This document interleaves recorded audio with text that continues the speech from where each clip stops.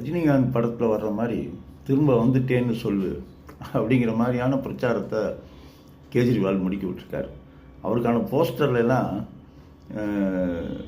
Tiger is back, புலி திரும்ப வந்துடுச்சு அப்படின்னு போஸ்டர்லாம் போட்டு ரொம்ப கலக்கிட்டு இருக்காங்க. என்னென்னா ஒரு 30 தொகுதி பாஜகவுக்கு முழுமையாக அவுட் அப்படிங்கிறாங்க.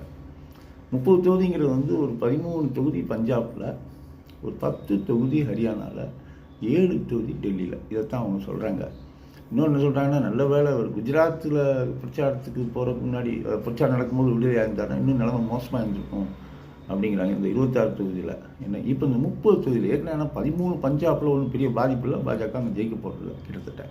ஏன்னா இந்த ஹரியானாவும் டெல்லியும் பெரிய பாதிப்பை ஏற்படுத்த போகுதுன்னு சொல்கிறாங்க. பிரச்சாரத்துக்கு ஏற்படுத்தக்கூடிய எழுச்சியான கூட்டமும் அதைத்தான் காட்டிக்கிட்டு இருக்கு.